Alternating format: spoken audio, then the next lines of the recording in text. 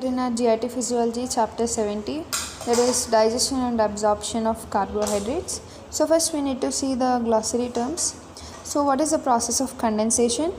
It's a process where two monosaccharides are joined together with removal of one hydrogen and one hydroxyl ion from each. So actually in this process what happens is monosaccharides are like, for example, you can take glucose. Glucose is a monosaccharide. So two monosaccharides join when, for example, these are two glucose molecules. So from the first glucose molecule we need to remove the hydrogen.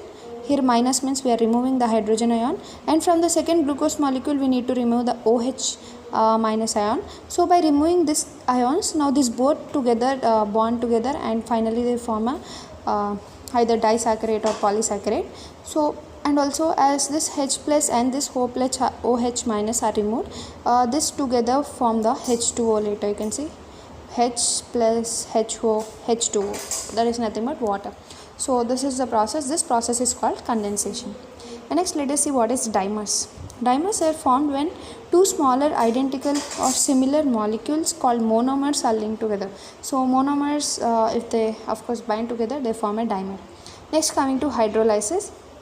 So in the name itself you can see hydrolysis means we are going to break something. What we are going to break? The process of returning hydrogen and hydroxyl ions from water to polysaccharides and thereby separating them with the help of enzyme. So here now hydrolysis is nothing but the process of returning hydrogen, this hydrogen and this OH minus hydroxyl ions together try to process of returning hydrogen and hydroxyl ion from water to polysaccharides.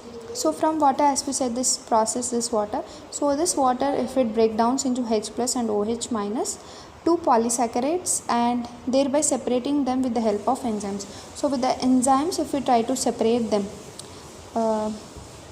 here hydrolysis is nothing but condensation. Opposite is hydrolysis. Condensation means we are binding two monosaccharides and trying to form a polysaccharide, but here we are trying to break the polysaccharide into monosaccharides. That is nothing but hydrolysis. If you are breaking it means of course the H2O will be converted into again H plus and OH minus and get attached to the polysaccharides. So that's the meaning of hydrolysis. Next, coming to the monomers. So monomers are the molecules that can combine with other similar kinds to form a polymer. So if one monomer is present, it can also bind to another monomer and forming a polymer, of course. First it forms of, if two monomers bind, they form dimer. If many dimers like that they bind, finally they form a polymer. So what is oligomers? Oligomers are the molecules that consist of relatively small and specific and consist of specifiable number of monomers that are usually less than 5 in number. So if you have an group of monomers which are less than 5 in number, that is called as oligomer. You can see molecules which consist relatively small specifiable number of monomers, means we can say specifically that this number of monomers are present, especially in oligomers we have 5 numbers of monomers, so that is called oligomers. So now let us start the general principle of digestion. So in our food we have carbohydrates, fats, proteins. So these are all they are useless if they are without any preliminary digestion, means directly if we eat if in our mouth the partial digestion takes place. So without the partial digestion also they are waste, they are useless as nutrients. Only they are converted into nutrients whenever they undergo some preliminary or partial digestion. So food interact with enzymes. So what happens actually, the main digestion process, food interacts with some enzymes which are present in our body, and also to emulsifying agents, acid or alkaline substances which are facilitating the breakdown of complex molecules into simpler molecules under optimum pH. So all digestive enzymes mainly act by hydrolysis. So very important, all digestive enzymes main function is hydrolysis. We know what is hydrolysis, it's breaking down. So we are going to breaking down the polysaccharides now into the simple forms so that we can easily digest it. So most of the GI enzymes are secreted as inactive precursors, then later they are activated in the GI tract, because if these enzymes are directly activated in the GI cells itself, they may destroy that cells only. We already discussed this point in pancreas, right? So they are only activated whenever they come to the intestinal tract. So secretion of acid or bicarbonate from the GI ensures the optimal pH. So according to pH, they will manage it. If acid is required, then acid or bicarbonate. So they try to maintain the pH. So for fats, the bile acids help in emulsifying dietary fat, because already we're discussing bile, we have the enzymes which can break down the fat, right? And the final digestion of oligomers and dimers occurs in the small intestine. So small intestine plays very important role in the case of digestion, especially its brush border release of monomers, they are absorbed. The final digestion of oligomers, dimers occurs in small intestine, brush border release of monomers, they are absorbed. So actually this oligomers, dimers, they are all not existing further, they will just break down into simple forms like monomers, so that these monomers can be easily absorbed, especially in a small intestine. Now let us see what happens everything. So hydrolysis of carbohydrates. So let us start our main topic, because the heading you see, these are all about like digestion, how it happens. Just now we are discussed. Now we are going to the main topic, that is the digestion of carbohydrates. Later we will see the absorption. So we are mainly focusing on carbohydrates today. So first, hydrolysis of carbohydrates is nothing but digestion of carbohydrates. So carbohydrates are normally polysaccharides or disaccharides. So according to the food, they may be sometimes like polysaccharide, disaccharide. Let us see what are poly and what are disaccharide. So actually, one carbohydrate we need to remove the H plus, we discussed before, right?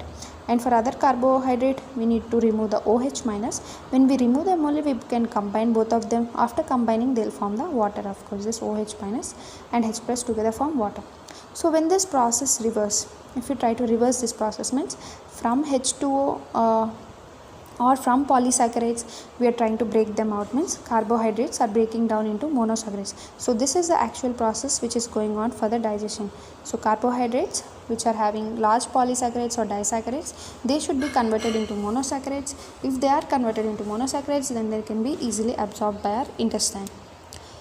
So for example, here you can see this R double dash R, this is a representative of disaccharide. So if the disaccharide gets attached, reacted with water in the presence of digestive enzymes, the ROH plus RH are formed, because these are as we discussed right before, one OH should be removed, one H plus should be removed.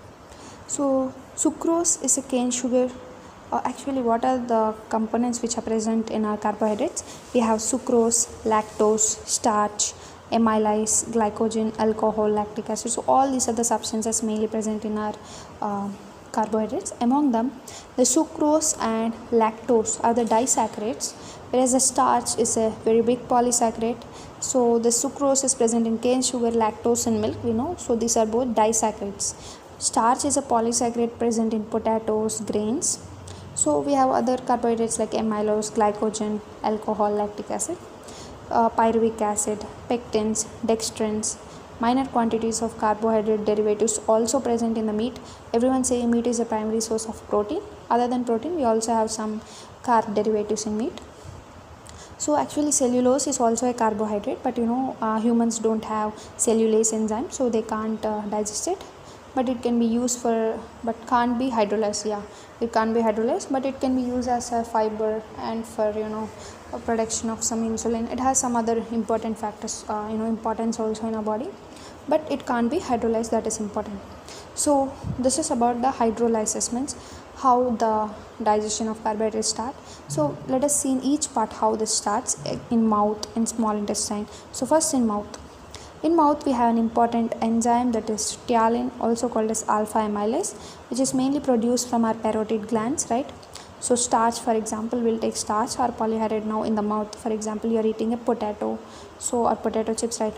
So this starch, it's converted into disaccharide. We know starch is a polysaccharide, just now we have discussed.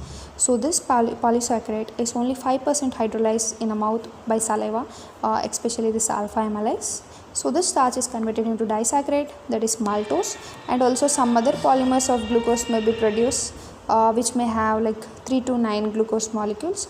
So disaccharide, maltose, and other polymers of glucose molecules are formed. So starch digestion continues in the body, in the fundus. Body means here the part of stomach. So the starch digestion continues in body and fundus of stomach as long as 1 hour before the food becomes mixed with stomach. So even before mixing of stomach only, in the fundus and body of stomach, the starch will get partially digested. And if the pH is below 40, alpha MLA is inactive in stomach. So this is very important. Alpha MLA only acts in the mouth. So after the mouth, even before mixing with stomach secretions, it is still continuing its action. But whenever the stomach secretion like acidic medium HCl is secreted, so when this HCl gets combined with this alpha MLAs, it immediately becomes inactive because the pH is below. When pH is decreased means more acidic. So because of more acidic nature, this alpha MLAs of the saliva gets inactive in stomach. So before mixing of gastric secretions itself, 30 to 40% of starch is hydrolyzed mainly into maltose. So starch is hydrolyzed into maltose mainly by our alpha MLA ptyalin. It also continues in the stomach, but only remember before stomach secretion. Once the stomach secretion starts, this action will be stopped. So now let us move on to small intestine. Now in small intestine, actually you may get it out from mouth, we should go to stomach. We have discussed in stomach there is no carbohydrate hydrolysis because stomach is acidic, which is not favorable for it. So next we will move into small intestine.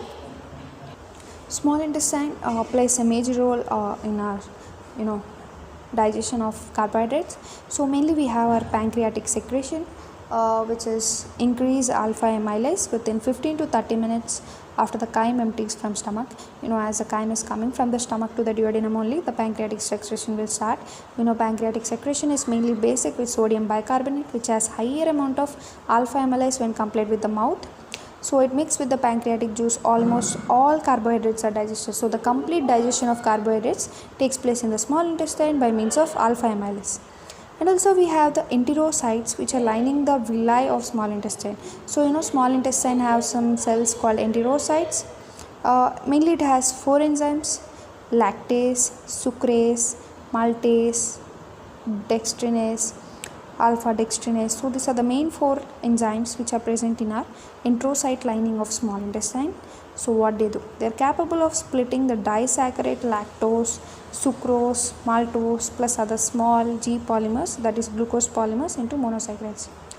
So the main digestion, remember one thing, carbohydrates should be converted only into monosaccharides, then only this monosaccharides can be completely absorbed, otherwise they cannot be absorbed. So to make it absorbable into our small intestine, mainly they should be converted into monosaccharides, and that main process goes on only in a small intestine in the presence of alpha amylase and also some other enzymes like lactase, sucrase, maltase and alpha dextrinase. So they are located in the microvilli breast border, microvilli. So that is the reason you may get doubt why in stomach there is no digestion but why in small intestine there is digestion. The reason is our microvilli breast border. This microvilli breast border gives a higher amount of digestion, and also even mainly it is useful for the absorption. Microvilli breast border is mainly for absorption, we know everyone, and also it is somewhat facilitating for the digestion. But digestion mainly enzymes and alpha amylase. So here we can check out the lactose, which is converted first into galactose, next into glucose and sucrose. This is all the process going on in small intestine. Sucrose convert into fructose, next into glucose. Maltose directly convert into glucose, but some indirect process. So all this, the final product, you can see glucose. Glucose is a monosaccharide. So monosaccharide is highly water soluble and it is absorbed into the portal blood. So the final destination, now all this, now once again let us repeat the process. You have ate some carbohydrate food. So this carbohydrate food partially digested in the mouth by means of alpha amylase or ptyalin. Next it enters the stomach. In stomach no digestion, and also in stomach already this alpha amylase saliva digestion will be continuing, but once the HCl is secreted, it gets inactivated. Now after the stomach it will enter into small intestine. In small intestine, large amount of alpha amylase and other enzymes in the breast border try to actively digest the substances, so they finally convert into glucose, which is a monosaccharide. So now this monosaccharide is highly water soluble and finally it enters into the portal blood. So this is how digestion. So this is how we also get energy, because after eating food it goes into our blood. From blood we get our energy. So, and we have other process we'll discuss in biochemistry how we get energy, that all.